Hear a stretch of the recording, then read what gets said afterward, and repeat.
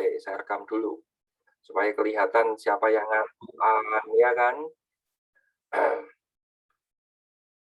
Oke. Baik, teman-teman, saya buka dengan Assalamualaikum warahmatullahi wabarakatuh.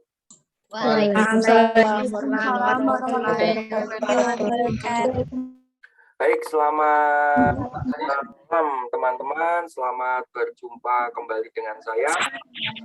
Ya, di Bahasa Indonesia. Oke. Semester 1 Bahasa Indonesia, seperti yang minggu lalu saya lakukan, teman-teman, kita akan kuliahnya ya. Kuliah kita itu lebih pada sebentar ini saya. Nah, saya tertipkan dulu ini ya. Oke. Semua saya mute dulu ya. Jadi kalau yang menjawab atau pertama open mic, tutup lagi, open mic, tutup lagi gitu supaya tidak mengganggu yang lain. Baik, kalau minggu lalu kita sudah menyamakan persepsi tentang apa itu bahasa ya. Jadi bagaimana kok bisa terjadi bahasa, nah, gitu.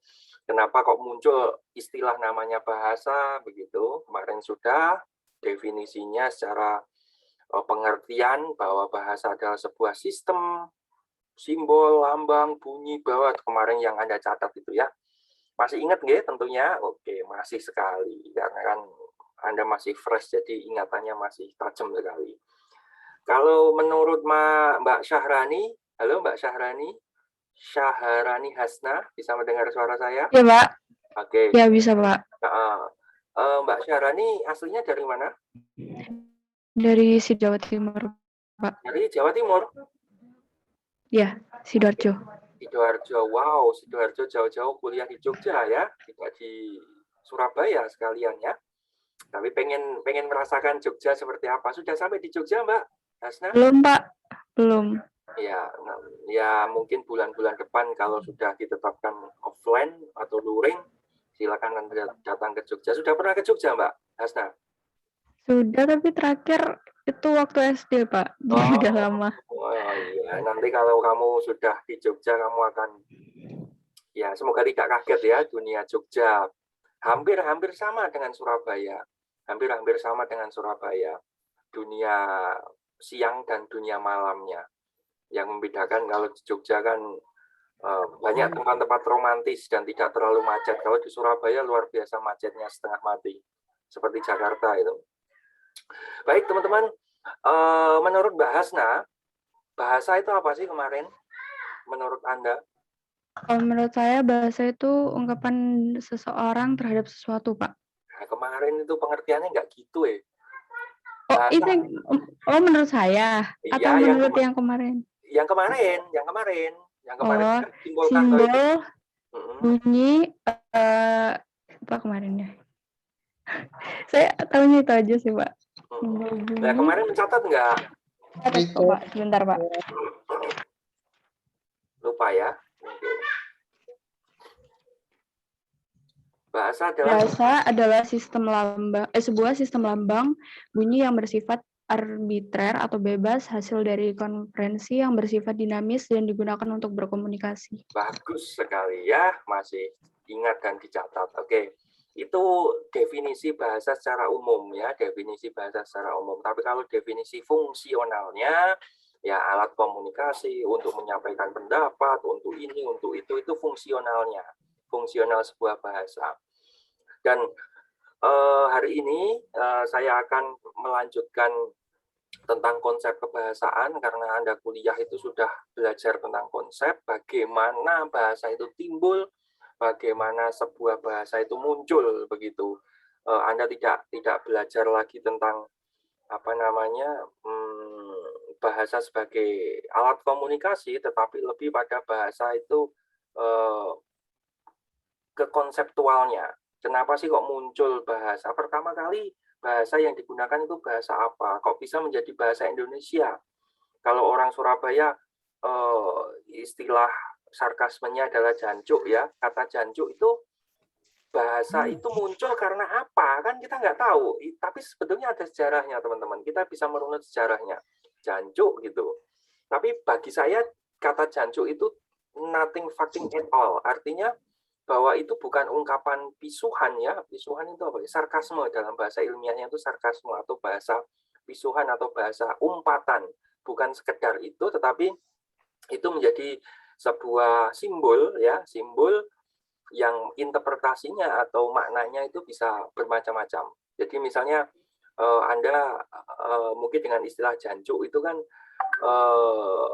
apa namanya, istilah kasar begitu ya, tetapi bisa jadi itu ungkapan ekspresi. Jadi misalnya Anda datang ke Jogja dan melihat Malioboro dengan pertama kalinya setelah dari waktu SD dulu, sekarang bahasnya lihat Malioboro dengan keramaiannya, lo bilang, wah jancuk, bagus banget Malioboro. Itu bukan menjadi sarkasme, ya itu adalah wujud ungkapan ketakjuban, wah jancuk, bagus banget. Nah itu beda. Nah, makanya kan saya katakan bahasa itu fungsinya macam-macam. Nah, kalau kita hanya sebagai fungsi bahasa sebagai fungsi komunikasi, ketika kata jancuk itu kita anggap sebagai bahasa sarkasme, maka ya terlalu sempit ya pikiran kita, bahwa bahasa bagi seseorang mungkin itu dianggap wajar, tapi bagi seseorang lagi atau bagi orang lain itu bisa dianggap sangat kasar. Makanya penggunaan kata-kata sarkasme atau bahasa umpatan itu oke, bagi saya itu kasar banget, tapi bagi orang lain belum tentu. Kata anjing ya, kata anjing itu saya mempunyai 2 anjing.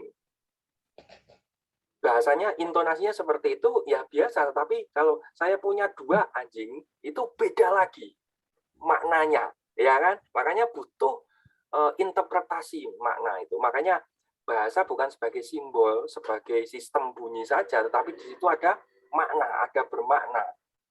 Ya, ada bermakna dan digunakan untuk komunikasi. Ya kan? Jadi sebuah bahasa tidak terus kita pukul rata ya, kita pukul rata bahwa itu kasar semuanya, tidak. Nah, kita lihat konteksnya. Oke? Itu mengulas minggu kemarin ya tentang konsep bahasa. Sekarang saya akan menyampaikan tentang sejarah perkembangan bahasa Indonesia. Jadi kenapa sih bahasa Indonesia itu kok muncul? Kenapa sih bahasa Indonesia itu tidak bahasa Melayu saja, padahal Indonesia kan bagian dari bangsa Melayu. Nah, nanti ada sejarahnya kenapa namanya bangsa Melayu atau dari kata Malaya itu ya. Kenapa malah Malaysia yang mengeklaim itu bangsa Melayu, orang Melayu ya Malaysia. Tidak, ya itu ada sejarahnya sendiri, nanti akan coba saya terangkan dari beberapa perspektif teori yang saya dapatkan. Oke teman-teman, saya share screen sebentar.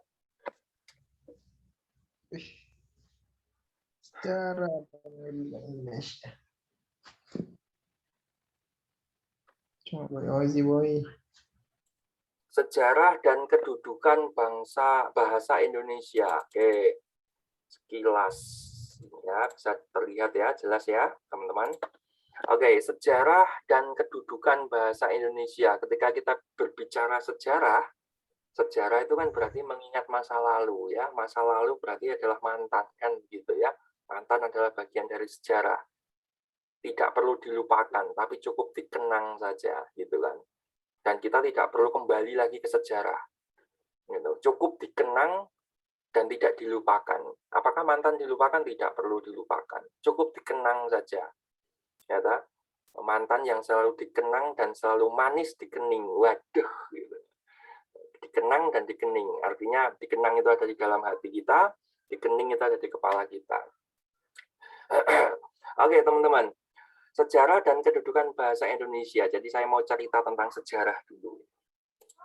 Nah, kita bagi dulu sebelum kita masuk sejarah Indonesia kan sejarah bahasa Indonesia kan panjang sekali ya. Kalau saya jelaskan bisa sampai subuh nanti. Saya akan meringkas dari sebelum kemerdekaan dan sesudah kemerdekaan saja, itu yang paling pemarkahnya atau penandanya yang paling mudah. Nah, teman-teman sekalian, ketika kita bicara sejarah, pasti kita akan bertanya-tanya siapa sih yang pertama kali menggunakan bahasa Melayu atau bahasa Indonesia yang sekarang ini. Oke, bahasa Indonesia itu kan lahirnya ya, lahirnya itu kan 1 bulan lagi ulang tahun teman-teman. Bahasa Indonesia itu 1 bulan lagi ulang tahun. Ya, kira-kira tanggal berapa? 1 bulan lagi ulang tahun tanggal berapa kira-kira? Tanggal 30 Oktober. wah, ya 28 Oktober toh yo. Sumpah Pemuda. Sumpah Pemuda itu kan mengatakan bahwa menjunjung bahasa persatuan bahasa Indonesia. Jadi itu lahirnya tonggak berdirinya 28 Oktober itu sebagai bulan bahasa atau ulang tahunnya bahasa Indonesia. Itu. Jadi sebelum itu bahasa Indonesia belum ada, adanya bahasa Melayu. Nah, kenapa dinamakan bahasa Melayu? Kan kita berpikirnya begitu ya teman-teman ya. Kenapa dinamakan bahasa Malaya atau bahasa Melayu begitu orang sekarang? Bahasa Malaya. Jadi bahasa Malaya itu muncul, istilah namanya bahasa Malaya muncul itu zaman kolonial ya, zaman VOC, bahkan sebelum VOC datang itu kita sudah menggunakan bahasa. Bahkan zaman Majapahit dulu, zaman kerajaan-kerajaan zaman dulu sebelum ada VOC, itu sudah bahasa sudah berguna, artinya berkomunikasi. Nah kan permasalahannya itu pakai bahasa apa? Apakah pakai bahasa Sanskerta, ya, apakah pakai bahasa Jawa, apakah pakai bahasa Sunda, dan seterusnya. Ya, kita lanjutkan.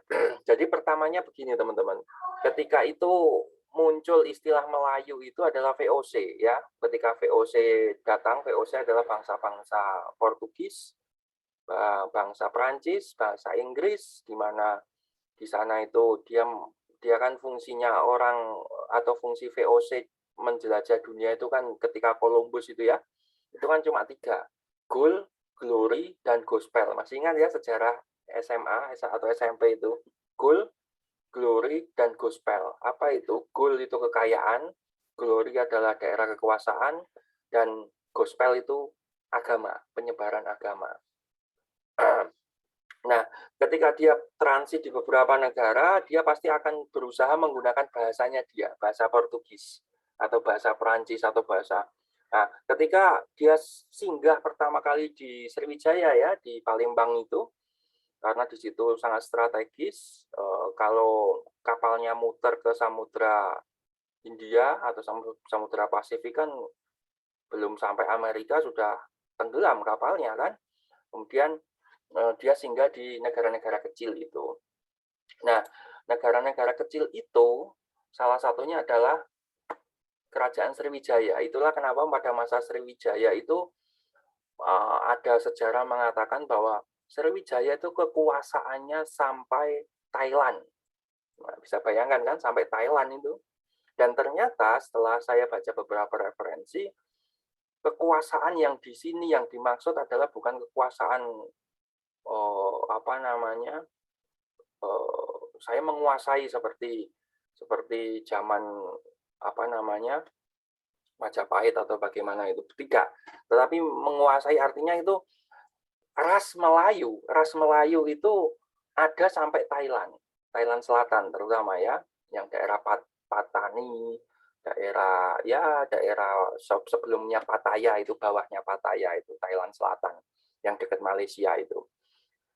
Karena kenapa dikatakan begitu? Yang mengatakan ternyata sejarawan dari Belanda itu mengatakan bahwa Sriwijaya itu kekuasaannya sampai ke Thailand ya, dan usut punya usut ternyata hanya kemiripan ras Melayu. Kita itu kan rasnya ras Melayu ya, hidungnya enggak begitu pesek, enggak begitu mancung, matanya enggak biru, enggak hitam, agak-agak coklat, dan tidak bibirnya juga tebal juga enggak, tipis juga enggak. Kalau tipis kan orang-orang Italia, orang Portugis itu bibirnya tipis-tipis.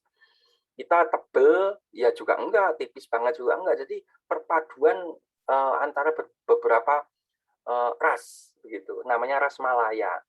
Dan itulah kita begitu. Kulitnya putih juga enggak, hitam juga enggak. Jadi antara putih dengan hitam itu apa ya? Sawo matang mungkin ya, coklat-coklat agak gosong gitu, tapi juga enggak hitam banget gitu. Ya, ya jadi kalau Anda kepengen putih sampai suntik putih, itu kan ada ya suntik putih bayar 300.000 itu bisa putih di salon deket Jogja, deket kampus kita itu ada itu bayar 300.000. Kalau Anda pengen putih, suntik putih aja di situ, suntik putih nanti 1 minggu langsung terlihat putihnya. Dan putihnya bukan wajah tok ya, jadi tangan juga ikut putih karena disuntik. Beda dengan skincare yang jual di Instagram itu, pemutih-pemutih itu wajahnya putih tapi tangannya sini kontras banget ya. Saya pernah melihat ada mahasiswa yang seperti itu, wow, wajahnya putih banget, setelah saya suruh presentasi, loh kok tangannya hitam gitu. Ya, tapi tak batin. Waktu itu tak batin, sekarang saya omongkan ya. Nggak apa-apa, mungkin efek skincare itu tadi ya. Tapi kalau Anda ingin suntik putih, dan seputih apapun Anda suntik putih, tidak bisa putih seperti orang bule. Dan tidak mungkin putih seperti orang Chinese, suku Mongol ya. Ras Mongolia, orang-orang China itu putihnya putih banget, seperti sapi itu. Jadi, dan tidak hitam seperti orang India. Orang India itu hitam loh kulitnya, teman-teman. Jadi kalau Anda perhatikan film-film India yang itu putih-putih itu sudah permakan semua, suntik putih semua. Tapi putihnya juga tidak putih banget seperti orang China atau orang Jepang gitu, atau orang bule. Putihnya ada agak gelap-gelapnya dikit gitu. Nah, ketika VOC datang ke Sriwijaya, dia melihat loh kok sebelumnya kan dia ke Cina dulu, ke Laut Cina Selatan ya, ke Laut Cina Selatan itu ketemu dengan orang-orang putih matanya sipit-sipit. Ketika masuk ke Malaya, transit berdagang di sana, dia ketemu yang wajahnya agak beda. Kok ini putih juga enggak, hitam juga enggak, hidungnya mancung juga enggak, pesek juga enggak, matanya sipit juga enggak, jadi setengah-setengah gitu. Terus kemudian si VOC berdagang di situ sama sekali nggak tahu bahasanya. Si VOC pakai bahasa Portugisnya, orang pribumi dia pakai bahasa pribuminya. Mungkin kalau transit di Palembang, dia akan pakai bahasa Sriwijaya, pakai bahasa Palembang yang sekarang itu. Ya, kalau dia singgah di Batavia, ketemu di Tanjung Priok itu ya, ketemu orang-orang Betawi, dia ngomongnya juga kenapa lu? Pakai semua, kenapa? Emang kenapa? Dan seterusnya. Nah, terus bagaimana Pak? Nah, pertanyaan yang dulu, bagaimana Pak dia berkomunikasi? Padahal saya bahasanya beda, dia juga bahasanya beda. Nah, itulah bahasa dari yang disebutkan Mbak Hasna tadi, bahwa bahasa itu sistem simbol. Kalau saya tidak bisa menggunakan bahasa Anda, minimal saya bisa menggunakan simbol. Ya kan? Misalnya simbolnya begini. Ini. Tahu kan maksudnya? Tahu. Artinya tahu itu walaupun Anda itu tidak bisa bahasa saya, minimal dengan simbol-simbol tadi tahu. Misalnya saya punya ini. Nah, ini namanya apa ini? Ini namanya apa? Coba buka mic. Stabilo, salah. Stabilo, Pak. Bukan. Ini mereknya Kenko, bukan Stabilo. Stabilo itu merek. Ini mereknya Kenko ini. Stabilo itu merek, teman-teman. Ini namanya apa ini? Tahu nggak? Nggak tahu ya. Taunya ya Stabilo karena merek, ya, merek. Ada itu merek ya, Stabilo. Seperti kalau orang Jawa itu pompa itu ya apapun mereknya ya. Ya apapun mereknya, bilangnya ya Sanyo. Mau Shimizu, mau Nasional, mau apapun itu mereknya ya Sanyo. Ini itu teman-teman, ini adalah highlighter, ya, highlighter. Jadi penebal, ya, penebal, highlighter namanya. Ini namanya apa ini? Ini apa ini? Tahu nggak? Penggerit, Pak. Hah? Rautan.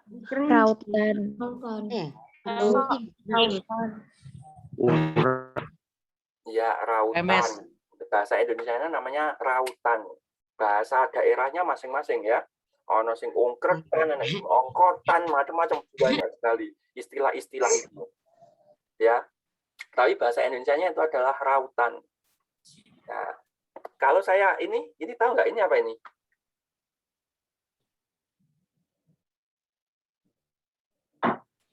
Ini apa teman-teman? Betul, Pak. Botol. Saya nggak kelihatan. Yang mana sih? Nah, ini loh, ini apa ini?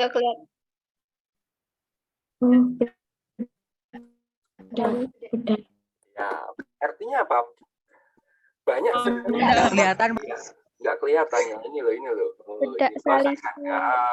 bedak salisil. Ini loh. Oh, ini. Ini loh, gambarnya. Aladin. Nah, ini Kaladin. Itu mereknya. Kalau nggak ada mereknya namanya apa? Bedak. Bedak kan. Ada yang bilang talek gitu, ada yang bilang powder, itu sama semuanya. Merujuk pada satu benda.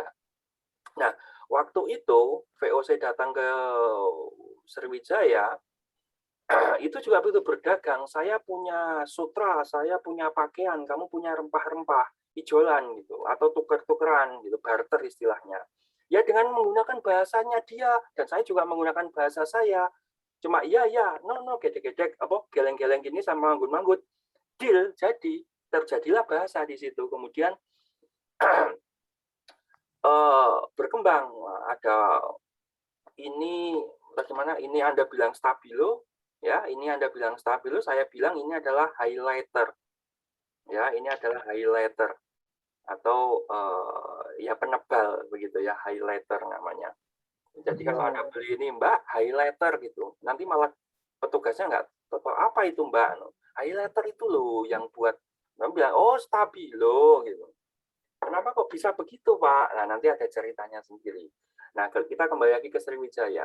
Ketika para VOC itu datang, ya dengan menggunakan bahasanya dia dan orang Sriwijaya juga menerima dengan bahasanya dia, artinya bahwa di situ terjadi sebuah kesepakatan, konvensi namanya. Kesepakatan dari apa? Dari bahasa-bahasa yang berbeda itu tadi. Anda punya bahasa sendiri, stabilo, saya punya highlighter, terus kemudian terjadi kesepakatan. Dan kesepakatan itu namanya Kreol. Kreol itu apa sih Pak? Itu kesepakatan saya sebentar, saya tambahkan di sini. Namanya Kreol.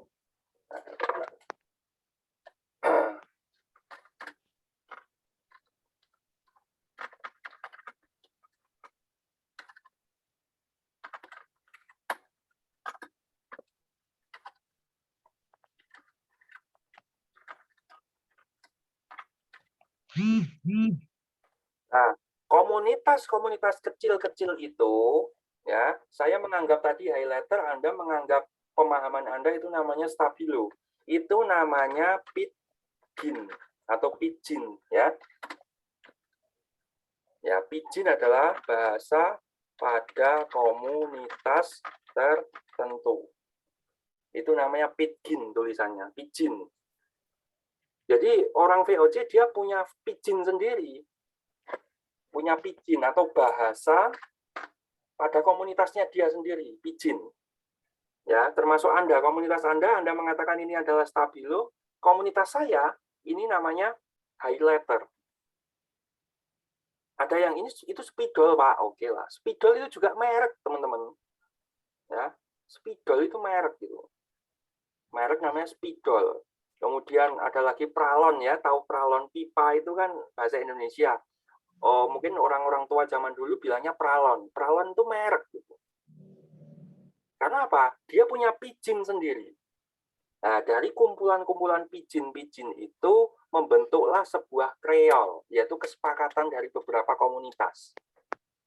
Ya, contoh misalnya kelas A, kelas B, kelas D, kelas E, kelas F misalnya ya. Kelas D itu kan mahasiswanya banyak ya, sekitar 40-an ya, kurang lebih 40 mahasiswa. 40 mahasiswa itu berarti sedikitnya dia punya 40 pidgin. 40 pidgin ya, bahasa-bahasa yang dikuasai oleh individu itu. 40 pidgin. Nah, ketika bergabung di kelas D, atau kelas E, atau kelas F, pidgin-pidgin tersebut, wah, bagus, good, good deh. Ya udah, nanti diwarnai nanti ya. Ayah ngajar dulu ya. Oke, sana. Ya. Nanti di depan TV aja. Oke, sorry. Sampai mana ya tadi ya? Pidgin ya. Ya, di kelas D itu kan ada minimum, setidak-tidaknya ada 40 jenis pidgin, bahasa yang dikuasai oleh diri sendiri atau komunitas tertentu. Nah, setelah pidgin-pidgin itu bergabung di kelas D atau kelas E atau kelas F, menjadi sebuah kreol, kesepakatan bersama. Contoh misalnya mungkin di SMA Anda ada satu pidgin atau satu bahasa yang hanya diketahui satu kelas saja. Itu namanya pidgin. Atau misalnya Mbak Nadia dulu dipanggil di SMA-nya mungkin dipanggil Cabi misalnya ya Mbak Nadia, misalnya dipanggil Cabi, itu hanya berlaku di sekolah, di kelasnya dia saja. Itu pidginnya. Tetapi ketika kelas E, kelas F itu tahu bahwa si Nadia itu panggilannya Cabi, semuanya memanggil Cabi, itu berubah menjadi kreol. Sampai sini bisa dipahami teman-teman? Saya? Jadi ya, jadi misalnya kata tadi di awal kata jancuk tadi itu dianggap oleh seorang atau pidginnya adalah itu adalah bahasa sarkasme atau bahasa umpatan ya, mengumpat, bahasa sarkasme atau umpatan. Kata jancuk itu sekarang berubah menjadi sebuah kreol, bahwa kata jancuk itu tidak hanya sekedar untuk umpatan, tetapi jauh berkembangnya lebih daripada itu. Gitu teman-teman. Sampai sini bisa dipahami ya? Bisa, Pak. Good. Maka ketika VOC datang ke Palembang, dia bawa pidginnya sendiri, orang Sriwijaya juga, kerajaannya, dia juga bawa pidginnya sendiri. Kemudian dari pidgin-pidgin itu dia punya kesepakatan berupa kreol, bahwa saya kalau bilang $2 atau 2 rupiah, nah, dengan tanda seperti ini mungkin bagi orang luar negeri artinya pidginnya orang luar negeri artinya apa di sini? Cu atau 2 ya. Tapi ya termasuk di Indonesia ini oke lah pidginnya 2. Tetapi bagi pidginnya kreolnya ini kan 2. Kita tahu bahwa ini kreol kita adalah 2. Kalau ini 3. Ya kan, ini 3, ini 2, ini 1. 1 bisa juga begini. Bisa juga begini, tapi tidak begini. Gitu ya. Beda. Karena kreolnya beda, teman-teman. 1 bisa begini. 1, 2, 3. Tidak mungkin 1, 2. Alah, sulit. Karena kreolnya berbeda, teman-teman. Ketika seperti ini ya, 2 itu kreol seluruh Indonesia, seluruh dunia mengatakan ini cu atau 2. 1, 2. Berapa? Pesan es teh manis. Berapa? 2. Nah, tapi dari ini, itu pidginnya beda-beda. Ada yang mengatakan seperti ini tuh pidginnya adalah peace. Ya. Peace ya. Peace. Perdamaian. Ini pidgin oleh beberapa negara atau orang komunitas tertentu. Bisa juga pidginnya seperti ini adalah pilih nomor 2. Ketika kampanye ya, itu pidginnya khusus sendiri dia wah begini-begini itu, ayo ketemu misalnya pas kampanye pilpres atau pilkada, orang akan begini-begini. Itu artinya bukan pidginnya peace, tapi itu dia punya pidgin sendiri, pilih nomor 2. Ya, dulu Pak Jokowi ketika dia nomor 3, kenapa tidak begini? Karena sulit. Pilih nomor 3 sulit. Coba kalau pilih nomor 3 begini, lebih mudah. Waktu Pak Jokowi jadi gubernur DKI pertama kali, tidak begini, sulit Mbak begini. Pakai begini. Ketika nomor 1 ada yang begini. Nomor 1, kalau nggak salah Anies Baswedan dulu. Pak Anies itu bilang nomor 1, tidak begini. Emangnya mau bertanya atau tanya Pak, tanya tunjuk tangannya. Begini. Artinya nomor 1 yang artinya jempol. Apalagi begini, tidak mungkin. Kampanye nomor 1, wah, iso marah semua. Ya kan? Artinya apa? itu adalah pidgin-pidgin yang diciptakan supaya menjadi sebuah kreo. Apalagi jari manis, tambah sulit. Nomor 1 kok dimulai dari jari manis, sulit banget. Sulit banget kan? Anda bisa, apalagi ibu jari ya. Sorry, ini kelingking ya, bukan anak jari. Ibu jari, telunjuk, jari tengah, jari manis, kelingking. Kelingking ini, pidgin kita, kelingking itu pidginnya untuk apa sih? Sesuatu hal yang kecil, ya kan? Tapi bagi kreol seluruh dunia, jari kelingking adalah kreolnya adalah sesuatu yang dianggap remeh. Kecil misalnya. Kecil gitu kan? Begini. Tidak mungkin kecil, nggak mungkin. Apalagi gini. Jari tengah, jari manis, sulit. Ya, termasuk kenapa sih orang kalau ngasih cincin itu di jari manis? Kenapa tidak di jari tengah? Tahu nggak? Alasannya apa? Bahwa jari manis adalah dari kelima jari ini yang paling jarang bergerak dan fungsinya tidak begitu penting itu di jari manis. Jadi teman-teman kalau jari manisnya hilang itu masih ada 4 ya, selain ini itu masih bisa kuat begitu. Tapi kalau jari manis itu tidak begitu kuat. Kenapa itu dikasih supaya dikuatkan? Bahwa manusia itu akan semakin kuat jika hidup bersama gitu. Makanya yang dikasih cincin yang itu namanya jari manis.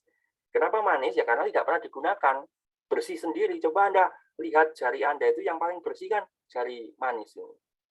Yang kecuali ya nggak tahu deng, coba jari Anda yang paling manis, yang paling bersih itu jari manis. Nggak tahu kalau jarinya jempol semua ya. Gendut kan jempol semua ini jarinya. Gitu. Oke, sampai sini bisa dipahami Bapak Ibu? Bisa ya? Bisa. Oke, kita pidgin kreol sudah oke ya konsepnya ya. Itulah kenapa muncul bahasa-bahasa baru. Bahasa itu dinamis, selalu berkembang, itu karena ada pidgin dan kreol. Jadi kalau Anda dengan pasangan Anda, kalau Mbak Desta manggil pacarnya apa Mbak Desta? Ya, Pak. Mbak Desta kalau manggil pacarnya apa manggilnya? Bebek gitu atau mungkin ayang atau papi atau abi mungkin? Sayang, Pak. Sayang, Pak. Sayang, oke kan? Berarti kalau Anda memanggil pacarnya sayang itu sudah menjadi kreol gitu. Sudah menjadi kreol seluruh Indonesia kalau manggil pacarnya ya sayang. Atau ayang gitu kan. Atau ya ayang atau anyang itu malah jadi ya. Ada yang manggil abi, ada yang macam-macam. Tapi ada juga pemanggilan yang khusus ditujukan pada pacarnya itu, misalnya bebek, ya kan? Anda manggil pasangan Anda, panggilan sayangnya adalah bebek, dan itu hanya diketahui oleh Anda dan pasangan Anda saja. Itu namanya pidgin. Kalau Anda memanggil pasangan Anda sayang, ayang, say Tony Rojim, ya kan? Misalnya. Itu kreol itu kesepakatan kreol kita. Tapi kalau Anda memanggil pasangan Anda dengan sesuatu yang unik dan hanya diketahui oleh Anda dan pasangan Anda, itu namanya pidgin. Tetapi pidgin Anda dengan pasangan Anda, komunitas Anda dan pasangan Anda itu tiba-tiba sahabat Anda tahu, ya kan? Terus misalnya tanya, bebek kemana bebek? Bebek itu dari kata bebek itu ya, baby gitu. Bebek misalnya. Bebek kemana? Nah, berarti kan pidgin Anda sudah bocor ke orang lain. Dan itu sudah menjadi kreolnya Anda, pasangan Anda, dan sahabat Anda misalnya.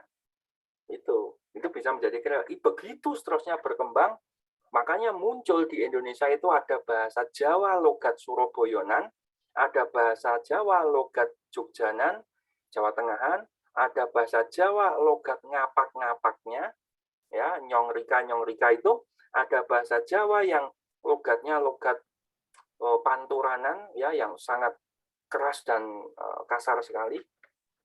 Itu logat karena bagian dari pidgin-pidgin itu berkembang terus sampai jadi kreol. Kata sekarang misalnya bro, bro ya, piye bro, atau guys ya, guys itu muncul ya era milenial. Dulu sebelum zaman saya kuliah itu kata guys itu nggak populer. Jadi kalau ketemu temannya ya bos manggilnya. Piye bos? Gimana bos? Kabarnya bos? bukan bro atau guys. Guys itu muncul sekarang-sekarang. Oke, guys. Karena banyak YouTuber yang menggunakan guys. Kemudian sebetulnya pertama kali YouTuber si Atta Gledek itu ya, Atta Halilintar itu kan YouTuber pertama di Indonesia ya yang bisa sukses. Itu dia menggunakan istilah guys. Oke guys, kita akan begini guys. Meniru itu padahal pidginnya dia sebetulnya. Kemudian pidginnya si Atta Halilintar itu ditiru seluruh para YouTuber menjadi sebuah kreol. Begitu. Oke, semoga bisa dipahami. Ini. Oke, kembali lagi ke sini. Nah, ketika abad ke-7 waktu itu ya, ketika abad ke-7 tahun 700 ya, tahun 700 itu setelah kekhalifahan Umar bin Khattab ini, itu Sriwijaya ya agama Hindu Buddha masih kental ya di Sriwijaya, kemudian baru masuk Islam dari Timur Tengah melalui India, Bangladesh, Pakistan, kemudian masuk ke Cina masuk ke Indonesia dan berkembang pesat terus itu. Dulu agama di Sriwijaya Hindu Buddha, Nasrani yang dibawa oleh VOC, kemudian masuk Islam itu melalui orang-orang Pakistan itu ya, dan masuk ke Jawa. Itu rata-rata keturunan Arab dari atau habaib-habaib dari Pakistan. Pakistan punya apa namanya silsilah atau sanatnya sampai ke Timur Tengah. Oke, dan waktu itu orang VOC mengatakan ini orang Melayu dengan ciri fisik seperti kita ini. Dan Sriwijaya bukan seorang pelaut handal seperti VOC yang lintas negara. Kalau ada cerita nenek moyangku seorang pelaut, betul, pelaut mencari ikan. Tapi kalau VOC Belanda itu pelaut mencari gold, glory, dan gospel. Itu, saya menjelajah dia. Tapi kalau nenek moyangku seorang pelaut itu ya pelaut mencari ikan gitu, tidak sampai menyebarkan dan seterusnya itu. Dan ketika VOC transit ke Jawa, loh kok ketemu orang ini orang seperti ini lagi, bangsa Melayu. Dia transit ke Makassar, loh kok ketemu orang seperti ini lagi, bentukannya, ya kan? Sampai ke Thailand Selatan, loh kok masih sama. Ketika dia naik ke daratan Korea, ke daratan itu baru, oh beda, sudah beda wajahnya, bentukan kulitnya sudah beda, hidungnya, wajahnya, dan Anda jangan beranggapan bahwa orang Korea seperti Jungkook dan seterusnya itu yang ganteng-ganteng, wah itu sudah ibaratnya sudah modifikasian semua, ya kan? Kalau ingin lihat itu jualan apa itu? Tubas. 30 ya, malam-malam masih ada yang Tubas, jual Pak. kayak gitu ya. Tubas. Di Tepra, cilok ini sama cimol. Itu Pak, itu Pak. Hati-hati Pak. Iya, nanti mungkin ya. Jadi kalau Anda ingin melihat wajah orang Korea asli, lihat di YouTube, tapi jangan yang drama Korea. Drama Korea itu sudah permakan semua, tapi lihat lihat ya pasar di Seoul. Pasar tradisional di Seoul, wajahnya seperti itu, nggak ada yang mancung, ya semuanya sudah operasi plastik. Gitu ya, nggak tahu itu pakai plastik Alfamart atau plastik apa itu. Yang pasti operasi, dan Anda tahu di dunia ini operasi plastik yang paling bagus itu satu di Korea, dua di Thailand. Operasi plastik yang paling bagus. Jadi kalau teman-teman yang merasa kurang ganteng datang ke Thailand atau datang ke Korea itu untuk operasi plastik. Dan budaya di sana ulang tahun 17 tahun anaknya putri terutama, kadonya adalah operasi plastik. Ya, bisa bayangkan ya, kado untuk anak perempuannya di 17 tahun adalah operasi plastik. Entah itu wajahnya atau entah itu bagian dari tubuhnya, kurang gede diperbesar ya, yang terlalu besar diperkecil mungkin. Kayak fotokopi aja diperbesar diperkecil ya. Iya, termasuk di Thailand itu ada Anda tahu Luna Maya? Kok Luna Maya? Siapa jenenge sing operasi lanang dadi wedok itu? Cinta Luna, Pak. Cinta Luna. Milen. Kalau Milen itu katanya sih belum dikebiri kalau Milen masih ada ya. Nggak tahu juga sih, saya juga nggak pernah lihat dan nggak pernah pegang juga ada masih atau tidak gitu. Jadi tapi kalau Lucinta Luna dipotong dan bentuk Tahu, Pak. Apanya Pak yang dipotong? Aduh, harus dijelaskan. Apa yang dipotong, Pak? Ya, dipotong. Bisa tahu, Pak. Semangatnya. Potong apa, Pak? Pakai gerakan Pak. Bapaknya update. Coba nanti habis ini kamu searching di YouTube, itu ada teman-teman di YouTube itu transgender ya, operasi namanya transseksual. Itu tidak transseksual surgery namanya. Transseksual itu bagaimana cara mengubah laki-laki menjadi perempuan, dipotong itu dan dibuat, tapi nggak tahu hasilnya seperti apa, apakah bisa seperti bentukannya seperti itu atau malah jadi lebih bagus atau justru malah lebih ya saya nggak tahu ya, karena Lucinta Luna juga belum pernah ngelihatin hasilnya seperti apa gitu loh. Oke. Wah, berasa sekali. Dan Anda bisa lihat, dan itu ngeri sekali loh teman-teman, ngeri sekali. Terus kalau yang di Thailand itu banyak yang laki-laki diubah menjadi perempuan, begitu juga yang perempuan diubah menjadi laki-laki, diambilkan, tapi juga ya nggak tahu ya, wallahu alam itu secara fitrah sudah keluar dari fitrah manusia, jadi sebaiknya amit-amit cabang bayi gitu ya. Tapi di Thailand bisa melakukan itu dengan rekayasa dan seterusnya.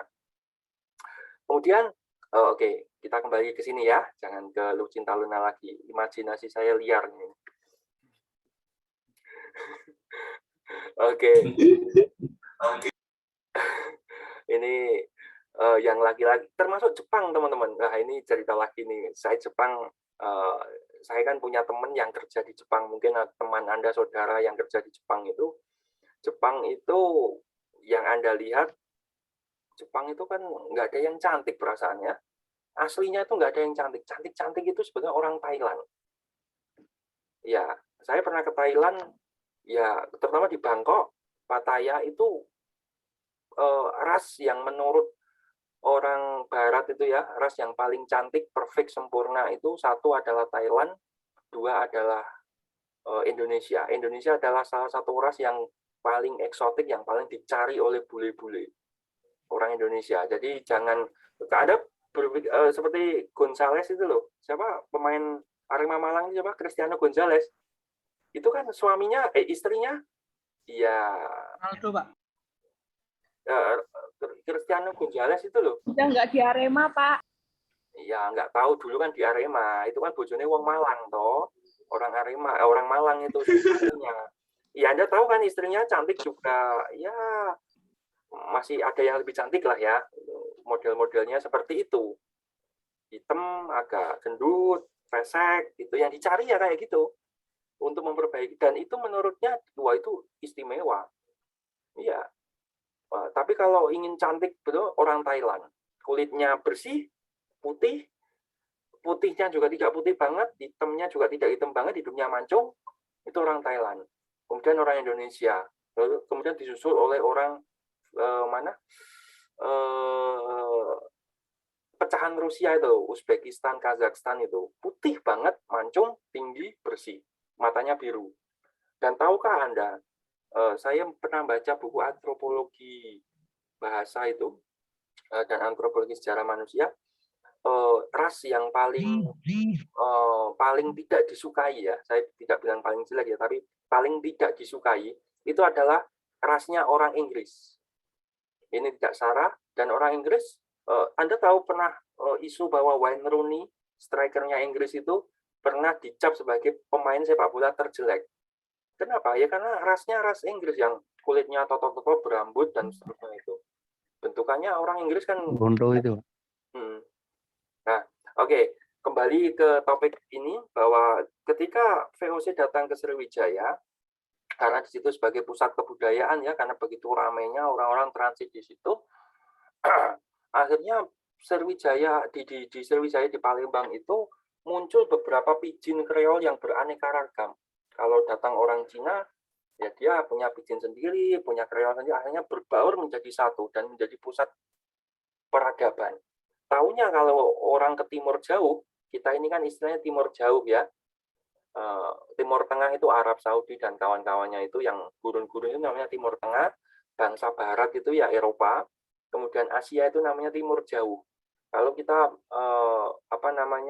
istilah Timur Jauh itu ya harus mampir ke Sriwijaya, di situ transitnya.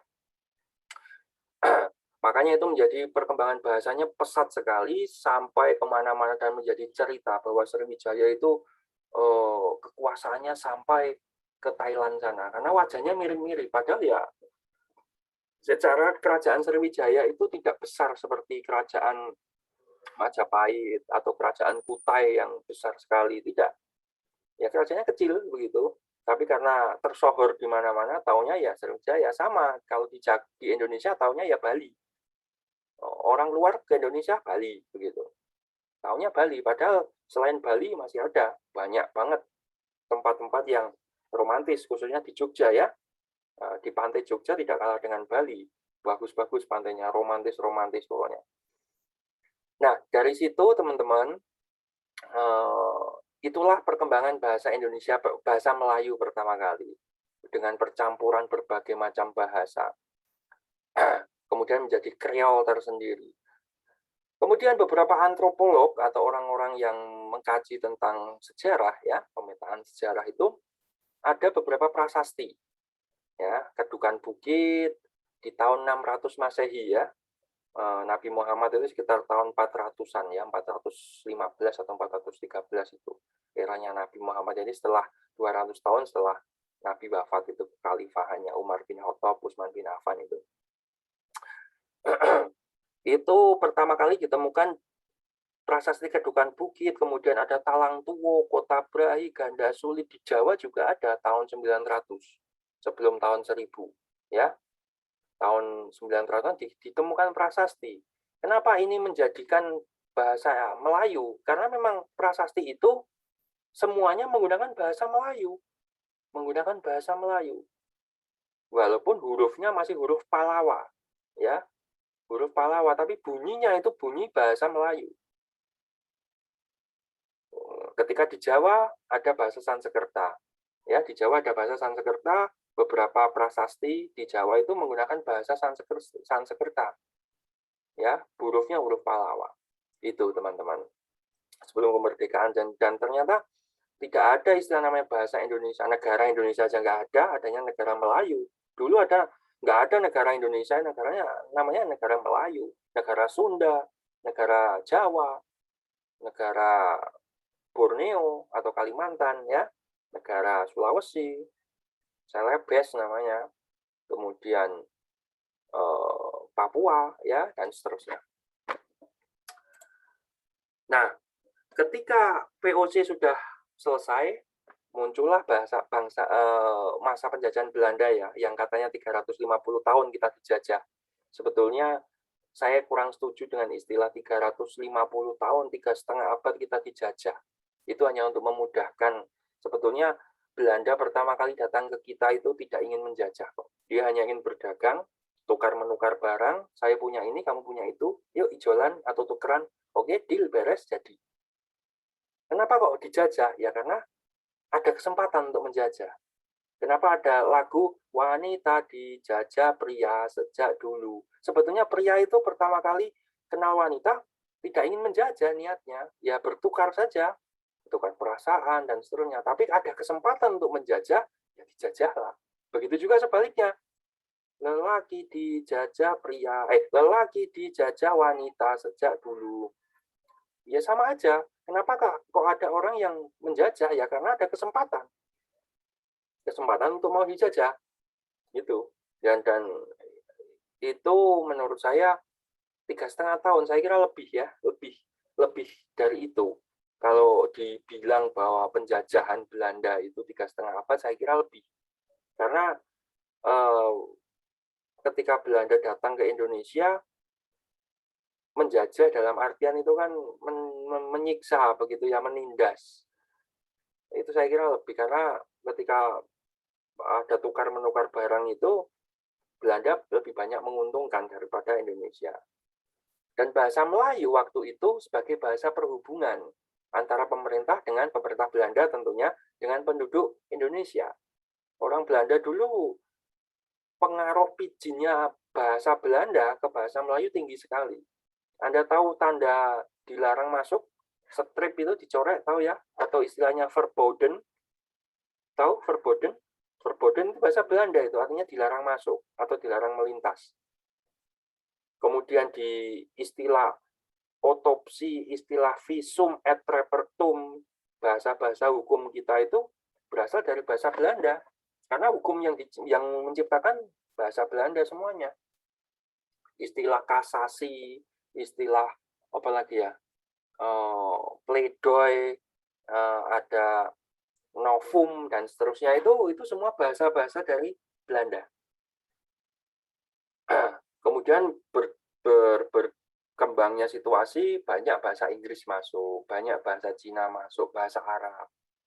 Dan ada juga bahasa Indonesia yang mendunia, yaitu apa? Bambu. Tahu ya, bambu ya, orang Jawa bilang pring, ya, bambu. Bambu itu pertama kali orang ketika para penjajah itu datang melihat tumbuhan atau melihat pohon yang lurus-lurus begitu, itu pertama kali di Indonesia. Dan orang Indonesia menganggap, ini namanya apa gitu dalam bahasa dia. Ini bambu. Dan itu menjadi bahasa Kreol seluruh dunia bahwa batang yang panjang ada sekat-sekatnya lurus-lurus itu namanya bambu. Tulisannya BAMBOO. Itu asli dari bahasa Indonesia, teman-teman. Ya, asli dari bahasa Indonesia, bambu namanya. Itu, dan akan berkembang terus begitu. Dan saya yakin 10 tahun lagi bahasa itu akan perkembangannya luar biasa. Mungkin bahasa Indonesia akan menjadi bahasa kedua. Bahasa pertamanya adalah bahasa Inggris. Mungkin ya. Karena sekarang anak-anak harus wajib bisa bahasa Inggris, Anda juga harus bisa update status saja, sok-sokan pakai bahasa Inggris ya. Sok-sokan. Kemudian story di Instagram, staycation with my friend, walah, itu sok-sokan gitu ya. Ada banyak yang sok ke Inggris-Inggrisan tapi malah salah ya. Happy engagement, nah misalnya temennya ada yang menikah, happy engagement my brother, walah, selamat menikah, selamat menempuh hidup baru, selesai gitu. Dan pada tanggal 28 Oktober tahun 28 ya, waktu itu mengadakan Kongres Sumpah Pemuda di mana bahasa Melayu diubah menjadi bahasa Indonesia. Menyatakan diri bahasa Melayu, ada bahasa Sunda, bahasa Jawa, semuanya. Yuk kita ubah menjadi bahasa Indonesia. Diikrarkan. Makanya tanggal 28 Oktober itu, teman-teman, adalah ulang tahun bahasa Indonesia. Kita sambut tanggal 28 dengan saya bangga berbahasa Indonesia. Itu ya, jangan ditambah-tambahi dengan bahasa asing. Lah pertanyaan yang muncul, teman-teman, pertanyaan yang muncul. Kalau sekarang kan banyak bahasa asing masuk ya. Oke guys, apa kabar guys? Terus kemudian apa lagi ya? Yang sok Inggris-Inggris itu. Nah, banyak sekali bahasa-bahasa asing yang masuk di Indonesia dan Anda gunakan dalam bahasa Indonesia. Pertanyaan saya, apakah itu merusak eksistensi bahasa Indonesia? Siapa yang mau jawab? Boleh ditulis di chat juga boleh. Banyaknya bahasa asing yang masuk dalam bahasa Indonesia, apakah itu merusak eksistensi bahasa Indonesia? Bisa iya, bisa tidak, Pak. Oke. Kalau menurut Mbak Dinda, iyanya gimana, Mbak Dinda? Kalau iya, karena kalau digunakan sama anak-anak muda, nanti banyak anak-anak muda generasi muda yang nggak tahu bahasa Indonesianya. Seperti tadi spidol, apa sih ini bahasa Indonesianya apa sih gitu loh. Bisa pada bilang highlight, tapi kita nggak tahu nih bahasa Indonesianya apa. kadang banyak anak-anak yang menyebutnya dengan bahasa Inggris. Terus? Udah, kalau buat tadi habis tidaknya,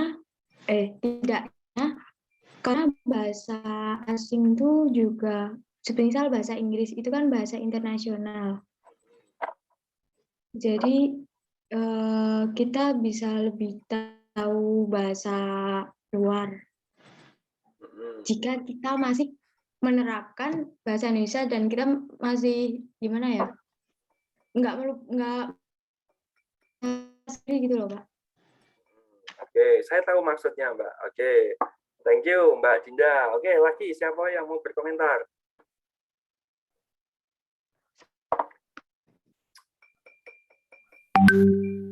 Ya, Mbak Asna, silakan.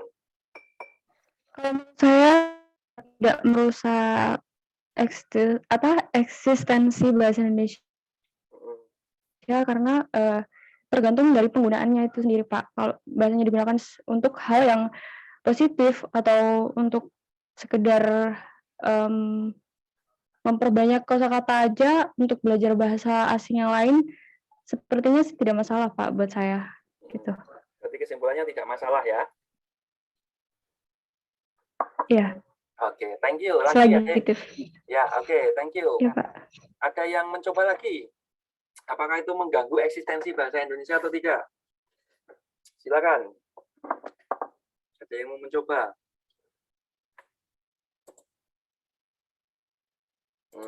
Saya mau Mbak Tasya. Halo Mbak Tasya, ngontak ngantuk ya Mbak Tasya. Dibuka dulu mic-nya. Iya, Pak. Ya. Menurut Gimana tadi, Pak? Aduh.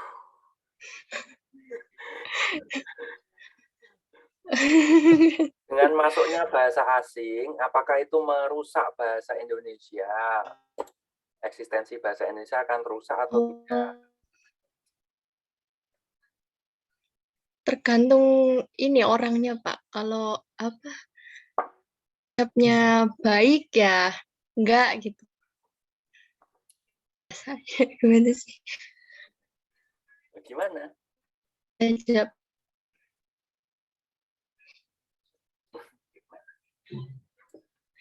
Kalau tergantung orangnya, bahasa Indonesia itu penggunaannya baik ya, dipikir sih enggak akan merusak. Tapi kalau apa penggunaan bahasanya jelek itu bisa merusak, Pak. Oke, thank you. Oke, satu lagi, saya mau yang laki-laki. Nih, sekitar saya pilih-pilih ini, yang namanya laki-laki. Aduh, langsung diganti namanya jadi Yayu. Oke, saya mau Mas Andreas. Di Mas Andreas ini waktu tinggal pergi dong Mas Andreas. Halo Mas. Oh ya, kelihatan Mas itu kepala itu. Oke. Nggak ada sinyal Pak, nggak jelas. Iya, langsung out dia ya. Selanjutnya Mas Andreas masih nyambung atau sudah hilang? Pak, nggak ada sinyal.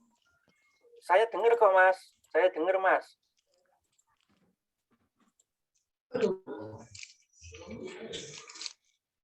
Oke, satu lagi. Oke. Terus nggak tahu. Nggak tahu. Vicky cowok apa cewek ini? Oh, cewek deng, sorry. Yang laki-laki saja. Yang laki-laki, saya mau siapa ini? Aldi Agatha. Ini cowok atau cewek nih? Aldi. Mas Aldi? Cowok, Pak. Iya. Oke, Mas Aldi, pertanyaan saya. Ketika bahasa Indonesia itu dimasuki oleh bahasa asing, ya penggunaannya campur-campur seperti itu, menurut Anda bisa merusak eksistensi bahasa atau justru malah sebaliknya? Menurut Anda gimana, Mas? Kalau menurut saya nggak merusak sih, Pak. Tergantung penggunanya aja sih, Pak. Tergantung. Penggunaan bahasa asingnya seperti apa. Jadi intinya tidak merusak ya. Ya. Saya kasih kasus lagi, Mas Aldi. Ya. Kalau misalnya Anda ketemu dengan teman Anda, halo bro, gimana kabarnya bro? Are you okay? Gitu. Apakah itu merusak eksistensi bahasa Indonesia?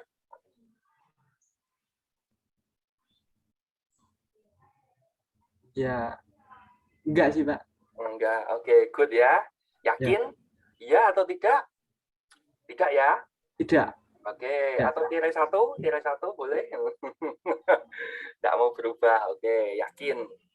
Saya hanya menguji keyakinan konseptual Anda. Ya, jawabannya tidak merusak, teman-teman. Jadi, walaupun bahasa Indonesia itu dimasuki berbagai macam jenis bahasa, ya, tidak rusak bahasa itu sendiri. Karena dia berdiri sendiri sesuai dengan kaidahnya. Yang merusak adalah bahasa Indonesia diubah menjadi sebuah bahasa yang tidak benar. Ya, misalnya aku menjadi akika, itu kan maknanya jadi berubah lagi kan? Bunyinya kan aku menjadi akika, dia menjadi dese, kalau bahasa bencong itu loh. Ya, sayang menjadi cayang. Cayang, ada yang menuliskan pasangannya di handphone tulisan jadi cayang itu ya, alay, bahasa-bahasa alay. Itu justru yang merusak. Tapi ketika cek, maaf putus teman-teman. Bentar. Sinyalnya putus-putus. Biasa Indihome ya. Oke, bisa dengar suara saya jelas? Jelas, Pak. Bisa jelas, Pak. Jadi jelas, oke Pak, atau gini ya, ini adalah simbol ya, simbol-simbol tertentu. Jadi justru malah yang merusak adalah bahasa Indonesia itu sendiri. Ketika bahasa Indonesia itu dikembangkan menjadi bahasa yang semakin unik. Aku menjadi akika, kemudian apalagi ya, ember, itu saya nggak tahu ember bahasa-bahasa bencong itu loh. Itu justru akan merusak bahasa Indonesia. Tapi ketika ada intervensi bahasa asing, kita menggunakan alright baby, gitu, nggak masalah. Are you okay? Oke bro, gimana bro kabarnya? Itu malah justru tidak merusak, tapi justru menambah hasanah. Yang merusak itu ketika bahasa Indonesia digunakan tidak pada semestinya. Aku menjadi akika, apa sih ini? Itu justru malah merusak, karena kata akika itu tidak bermakna sama sekali. Dia akan menjadi bermakna jika digunakan pada komunitasnya dia sendiri. Bahkan sampai sekarang itu bahasa bencong belum bisa menjadi kreol secara umum di Indonesia. Ya, apa ya bahasa bencongnya? Akika, kemudian apalagi ya? Ya bahasa-bahasa yang alay-alay gitulah. Tapi ketika itu serapan dari bahasa asing, ya nggak masalah. Happy, selamat engagement ya, itu nggak masalah. Selamat wedding ya, itu nggak masalah. Itu tidak mengubah, tidak merusak bahasa Indonesia, dan seterusnya ya. Itu tidak merusak bahasa Indonesia. Termasuk Anda menggunakan kata bahasa Jawa ya, nggih, nuwun, dan seterusnya dalam bahasa Indonesia, itu tidak, justru akan menambah kosakata bahasa Indonesia baru. Dan tahukah Anda, setiap 2 tahun sekali itu kamus besar bahasa Indonesia itu selalu diupdate, ditambahkan kosakata baru, dan perbaikan kosakata yang lain. Contoh misalnya, awal-awal tahun setelah kemerdekaannya, tahu pepaya ya? Pepaya itu pertamanya istilahnya adalah pepaya. Tahun 70-an diubah menjadi papaya. Kemudian tahun 90-an diubah lagi menjadi pepaya. Perubahan-perubahan seperti itu ya nggak apa-apa, kesepakatan saja. Pepaya, papaya, pepaya. Papaya kan bahasa Inggris. Kalau di Indonesia pepaya. Kemudian apalagi banyak kok. Kalau di bahasa Arab namanya babaya. Ya, babaya. Jadi bahasa Arabnya pepaya ya babaya. Orang Jawa bilang kates. Orang Sunda bilang cau ya. Gedang. Gedang kalau nggak salah. Gedang itu kates, pepaya itu. Kalau cau itu pisang. Kemudian orang Banjar namanya gandul ya. Karena bentuknya mungkin gondal gandul ya. Namanya dinamakan gandul itu tadi. Tapi ya, oh ya, kenapa bisa begitu Pak? Ya karena orang melihat melihat bahasa itu, apalagi orang Jawa ya, memudahkan sesuatu bahasa. Bentuknya gandul, bentuknya dia namanya gandul, disebut dengan gandul gitu. Dan seterusnya, banyak sekali hal-hal seperti itu. Oke, kita lanjutkan. Kongres Bahasa pertama kali di Solo tahun 38 itu sebelum kemerdekaan, dan ini hanya dihadiri sekitar 30 atau 25 orang perwakilan dari seluruh Indonesia. Itu pun dari Papua tidak ada, yang ada dari Kalimantan itu. Mengatakan bahwa bahasa Indonesia kita harus tetapkan dan kita gunakan. Dan ketika Jepang berkuasa di Indonesia, bahasa Indonesia ditetapkan sebagai bahasa perhubungan. Dan penduduk Jepang melarang secara tegas penggunaan bahasa Belanda. Ketika tahun 42 ya, 42, 43, 44, 45 itu Jepang masuk ke Indonesia, tidak boleh orang Indonesia menggunakan bahasa Belanda. Verboden, tidak boleh. Terlarang itu. Semuanya harus pakai bahasa Indonesia atau bahasa Melayu atau bahasa Indonesia atau pakai bahasa Jepang. Kenapa bisa begitu, Pak? Nggak boleh. Ya, logis. Jadi misalnya pasangan Anda tahu kalau Anda masih menyimpan barang-barang mantan, pasti dia akan marah. Iya kan? Pasti. Kamu pernah dibeliin baju nih sama mantan kamu, kemudian kamu pakai, apalagi kamu pakai bersama pasangan kamu yang sekarang. Marah itu pacar kamu. Iya kan? Iya. Itu kan barang mantan, kenapa masih disimpan? Ya sama kondisinya Jepang waktu itu baperan kayak gitu. Nggak boleh. Nah, kemudian semuanya mengubah pakai bahasa Jepang. Ya, pakai bahasa Jepang. Tapi kan bahasa Indonesia orang Indonesia tidak serta-merta mau. Karena dia sudah terbiasa, karena bahasa kan habit ya. Teori konstruktivisme bahwa bahasa itu ya bagian dari rangsang tanggap dan pembiasaan. Menurut teorinya Bloomfield itu begitu. Jadi bahasa itu kalau sudah, misalnya nih, teman-teman yang dari Sunda, ada yang dari Sunda? Orang Sunda ada? Nggak ada ya? Kalau ada orang Sunda datang ke Jogja, mungkin tahun pertama masih kebawa Sunda-Sundanya. Nanti tahun kedua sudah kebawa Sunda Yogyakarta. Atau teman-teman yang dari Bangka Belitung mungkin, atau dari Belitung yang ngomongnya kayak Upin Ipin itu, datang ke Jogja, masih kebawa bahasa Melayu sana, tapi 1 tahun 2 tahun sudah mulai bahasa Upin Ipinnya berkurang, dimasuki oleh logat-logat Jogja dan seterusnya dan sebagainya. Itu tidak serta-merta. Selanjutnya, oke, ini nanti bisa dibaca sendiri ya teman-teman. Sesudah kemerdekaan dan tanggal 18 Agustus teman-teman ditetapkan sebagai bahasa negara. Ya, Pak Karno menulis naskah proklamasi pakai bahasa Indonesia sampai akhirnya ditetapkan sebagai bahasa nasional juga, dan terus mengalami perkembangan-perkembangan sampai akhirnya terbentuklah ejaan yang disempurnakan atau EYD. Itu teman-teman. Nah, saudara-saudara sekalian, saya kira ini sudah jam 9, ada tugas teman-teman, ada diskusi, ruang diskusi asinkron di e-learning ya. Ada ruang diskusi di e-learning. Sebelum saya masuk ke e-learning, terkait penjelasan sejarah dan perkembangan bahasa Indonesia ini, apakah ada yang mau ditanyakan, atau ada yang mau diperdebatkan, atau ada yang mau disampaikan, monggo silahkan. Tentang apa yang saya sampaikan tentang sejarah tadi.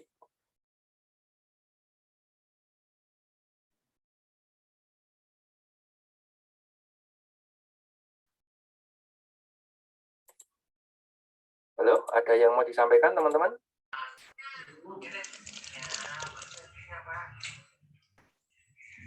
Belum. Izin bertanya, Pak. Ya, silakan, Nap. Kan tadi Bapak bahas tentang asal-usul bahasa Indonesia. Terus pertanyaan saya, bahasa apa yang pertama yang ada di dunia? Oke, Nap. Ya. Cukup? Ada lagi? Itu aja, Pak.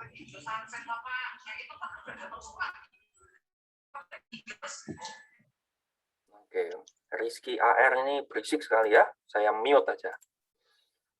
Oke, thank you. Nah, kalau kita berbicara asal-usul, berarti siapa pertama kali bahasa apa yang digunakan oleh manusia? Ya, bahasa apa yang pertama kali digunakan oleh manusia?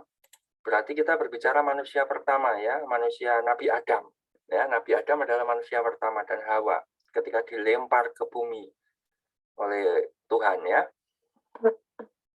Di sejarah-sejarah Muslim bahwa bahasa yang digunakan adalah bahasa Tuhan, begitu ya. Artinya bahasa yang memang diciptakan untuk berkomunikasi dengan Tuhan, karena Nabi Adam manusia pertama, tidak ada orang lain, dan Hawa ya istrinya. Si Hawa dan Adam itu bertemu setelah ratusan tahun. Jadi ketika dilempar ke bumi itu tidak bareng, tidak bersama-sama, tapi di tempat yang berbeda dan dipertemukan setelah ratusan tahun baru bisa ketemu.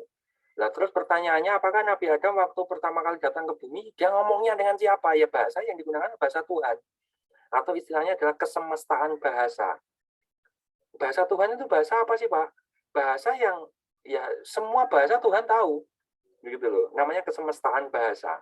Jadi kalau ditanya pertama kali bahasa yang digunakan manusia apa sih? Ya kesemestaan bahasa itu bahasa Tuhan. Artinya bahasa Tuhan adalah kalau kita berbicara tentang pertama kali orang menggunakan bahasa apa? Berarti kalau orang pertama, berarti kan Nabi Adam kan? Nabi Adam itu langsung diturunkan dari surga dan dia sendiri di belahan bumi mana, kemudian kemudian Siti Hawa itu di belahan bumi mana yang tidak ketemu, dan selama masa penantian itu dia ngomong sama siapa? Ya ngomong sama Tuhan. Gitu. Makanya istilahnya kesemestaan bahasa. Kita tidak bisa mengidentifikasi pertama kali apakah menggunakan bahasa Arab atau menggunakan bahasa yang lain. Tetapi dari sebuah teori ya kita bisa simpulkan bahasa itu muncul ketika ada interaksi antara O1 dan O2. Ya. Pertama kali bahasa digunakan manusia apa sih? Yaitu adanya interaksi antara O1 dengan O2. Berupa apa? Kesepakatan. Ya, kesepakatan. Saya contohkan tadi. Kesepakatan pertama kali yang Anda lihat bahwa ini adalah stabilo. Oke lah, kita seluruh Indonesia ini namanya stabilo, padahal stabilo itu merek. Ini mereknya Kenko. Berarti tidak bisa pinjam Kenko-nya dong. Padahal stabilo merek, pinjam stabilonya, tapi mereknya Kenko. Sama dengan tip X. Tip X itu adalah merek. Pinjam tip X-nya, padahal mereknya Kenko. Nah, itu kan ada kesepakatan. Jadi, kalau pertanyaannya si Zainab tadi, bahasa pertama kali yang digunakan itu bahasa hasil dari kesepakatan.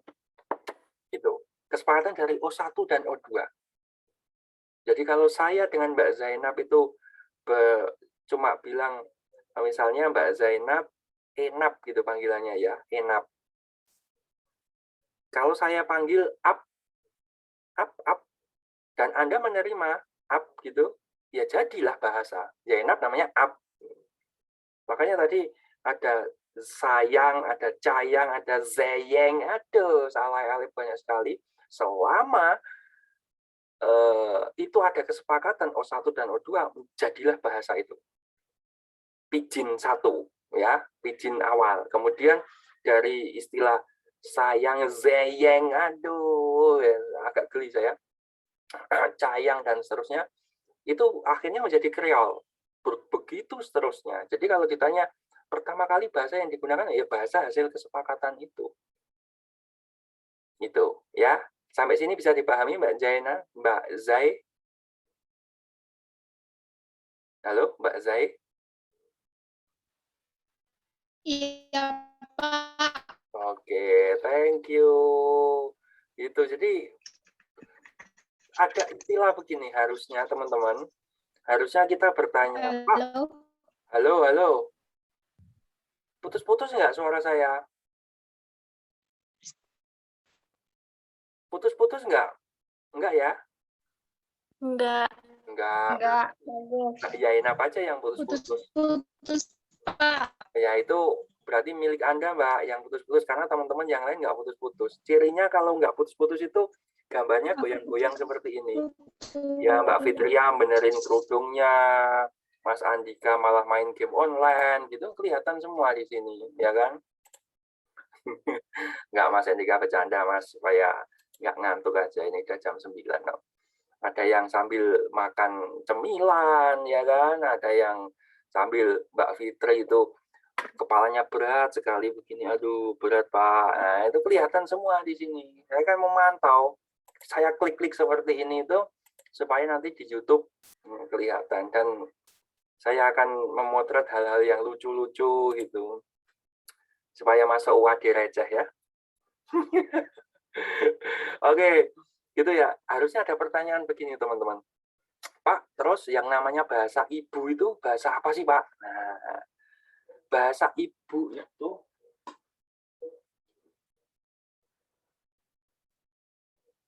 jadi bahasa ibu itu bukan bahasa dari ibu saya, bukan. Atau ibu kita itu bukan. Bahasa ibu itu adalah bahasa yang pertama kali diperoleh oleh manusia. Selain Adam loh ya. Oleh manusia.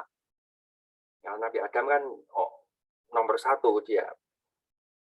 Jadi ketika Anda dilahirkan di Amerika pun, tapi kalau yang melahirkan orang berbahasa Jawa, ya tetap pakainya bahasa Jawa.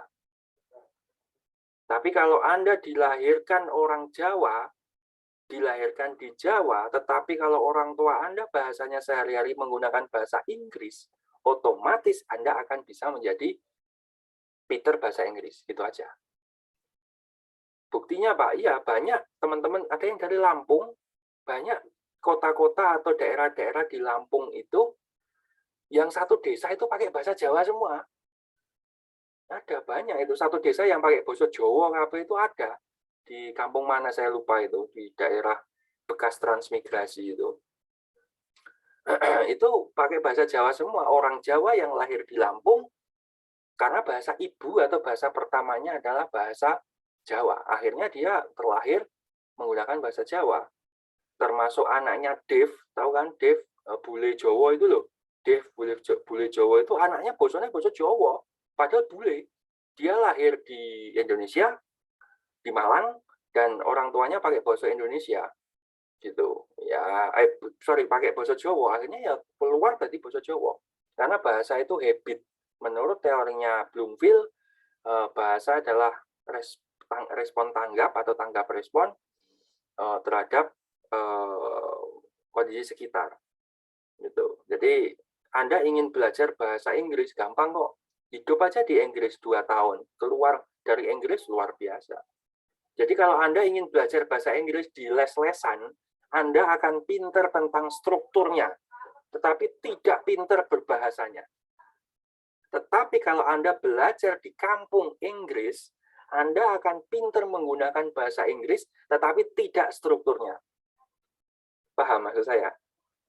Ya, jadi kalau Anda ingin belajar bahasa Inggris nih, nah yang Anda cari itu komunikasinya, pengguna fungsionalnya, atau gramatikalnya, tata bahasanya. Kalau Anda ingin belajar bahasa Inggris, tata bahasanya, lesnya di ILC, kemudian LIA atau apa yang LT dan seterusnya, yang kursus-kursus bahasa Inggris itu. Anda akan diajarkan tentang strukturnya, gramatikalnya. Tapi kalau Anda ingin belajar bahasa Inggris for communication, datang ke Pare, kampung Inggris Pare ya. Datang ke kampung Inggris Jogja. Anda belajar komunikasi di sana. Di Jogja ada kampung Inggris, di Pare, Kediri itu ada juga kampung Inggris. Anda belajar di kampung Inggris 6 bulan, keluar dari situ cus itu ngomongnya. Tapi ketika structure, gramatikalnya ya kacau. Karena fungsi bahasa bukan sebagai struktur, karena sebagai fungsionalnya, yaitu komunikasi. Makanya teman-teman, begitu juga bahasa Indonesia, kalau Anda di PGSD belajar bagaimana penggunaannya, bukan bagaimana strukturnya. Gramatikalnya ya diajarkan tapi sedikit. Tapi kalau Anda ingin belajar mendetail tentang bahasa, jurusannya ke PBSI, Pendidikan Bahasa Sastra Indonesia. Itu Anda akan diajarkan fungsional dan gramatikalnya. Gitu ya, teman-teman. Sampai sini bisa dipahami? Oke. Silakan kalau ada yang mau bertanya, saya mau share screen. Ya, silakan, Mbak.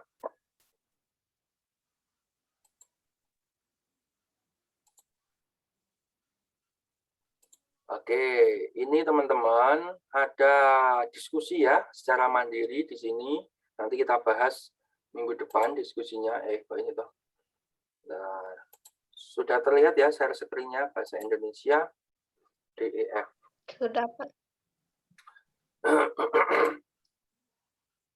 Nah, di e-learning Anda, teman-teman, di sini, mana ini? Ini ada diskusi pemerolehan bahasa. Nah, diskusi pemerolehan bahasa, ini untuk semua peserta ya, kelas DEF. Saya akan tambahkan satu topik, kemudian nanti Anda berkomentar sesuai dengan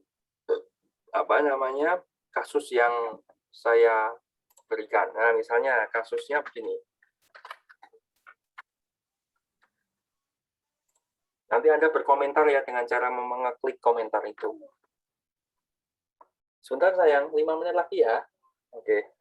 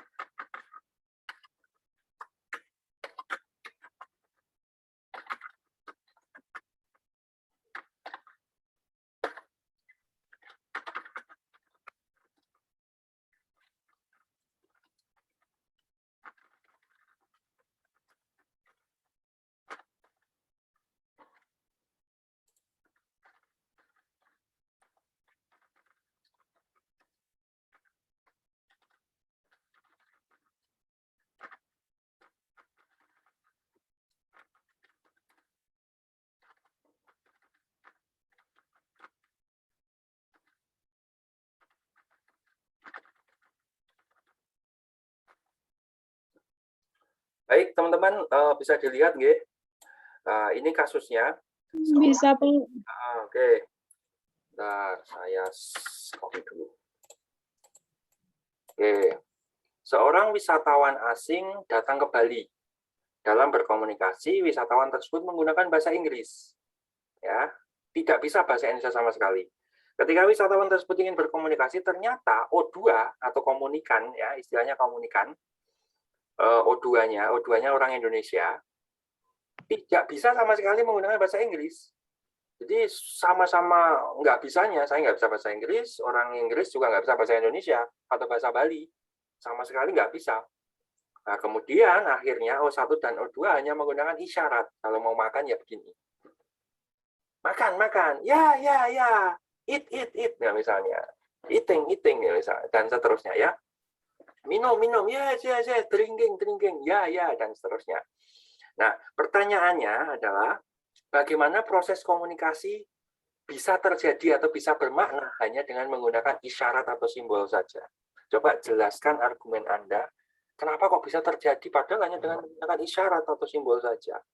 Deskripsikan jawaban Anda melalui diskusi.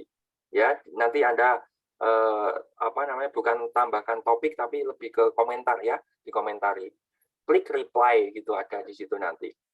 Kemudian Anda deskripsikan alasan-alasan Anda. Jadi misalnya si Zainab tadi alasannya karena bahasa pertama itu Nabi Adam begini cerita misalnya. Kemudian Mbak Dea atau Mbak Dila atau Mbak Nanda, Mbak siapa tadi? Hasna mengomentari saya kurang setuju dengan jawabannya si Zainab, boleh. Jadi saling menanggapi begitu ya.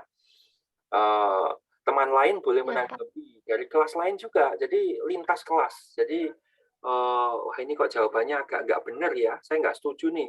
Komentari aja nggak apa-apa. Gitu. Oke. Dan nanti teman-teman, ini diskusi ini ditutup Jumat ya. Besok sampai besok malam pukul 12 hari Jumat. Otomatis tertutup gitu. Oke, saya post dulu.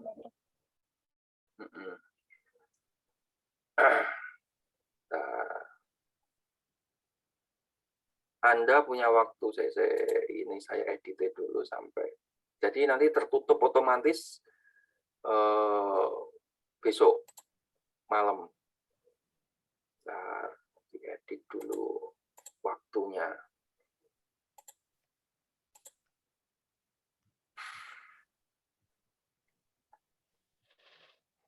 Availability 2 due date-nya 2 Oktober. Udah, benar ya? 2 Oktober berarti besok. Besok itu Jumat ya 1 Oktober toh. 1 Oktober 2021. Mana 2021? Nah, itu tolong jangan dicoret ya. Karena bedanya teman-teman kalau pas saya share screen atau Bapak Ibu dosen yang lain share screen, kadang kalau pakai HP itu kecoret-coret dikit, karena kan Zoom kan boleh ya mengizinkan untuk orang lain menambahkan tulisan, dan apalagi dulu ada yang pernah, tapi bukan mata kuliah saya sih, ini tak kasih tahu aja gitu, supaya tidak terjadi semester atas gitu, ketika dia nggak tahu kalau tulisannya itu bisa terlihat di layar itu. Jadi ketika presentasi, karena mata kuliahnya agak sulit, itu dia menulis kata-kata yang tidak senonoh dan menggambar sesuatu yang tidak layak ya. Di sini itu pakai HP-nya dia melingkari gini, terus dikasih tulisan apa, dipikir dia sendiri yang lihat, ternyata satu Zoom itu lihat semua, dan itu akhirnya ya dikeluarkan itu, di-kick ya langsung, dan ditegur keras. Ya akhirnya ya nggak lulus gitu. Ya ini untuk kita semua saja lah. Untungnya tidak di perkuliahan saya, ada di dosen lainnya. Kalau saya paling hanya saya tegur, tapi kalau Bapak Ibu dosen yang lain kan beda-beda ya, ada yang langsung di-kick keluar, ada yang blacklist langsung tidak boleh ikut selamanya. Nanti tahun depan ikut lagi kan repot ya. Itu ya teman-teman. Saya kira nanti silakan dibuka itunya, mau apa jenenge e-learning-nya. Di sini juga ada bahan pembelajarannya, insya Allah sudah saya nah di sini ada ya pengertian bahasa, sejarahnya. Nanti PPT yang saya gunakan tadi boleh dibaca-baca. Jika Tidak ada pertanyaan, saya akhiri. Ada pertanyaan, teman-teman? Cukup, nggih? Sudah jam 9:30 kok. Ada kuliah malam itu repotnya itu harus kalau para ciwi-ciwi harus dandan pakai lipstik, ya kan? Nah, kan kelihatan yang pakai lipstik harus pakai bedak, tapi banyak yang natural juga banyak gitu. Tapi ada yang harus tampil depan kamera pakai bedak dulu supaya terlihat glowing ya. Itu thank you very much. Nah, ada yang pakai dulu yang minggu lalu ada yang pakai skincare gitu kalau nggak salah, malam-malam pakai krim malam, pakai serum gitu. Rekam itu di YouTube kelihatan itu ada itu. Aduh, kemekelan kami anakku.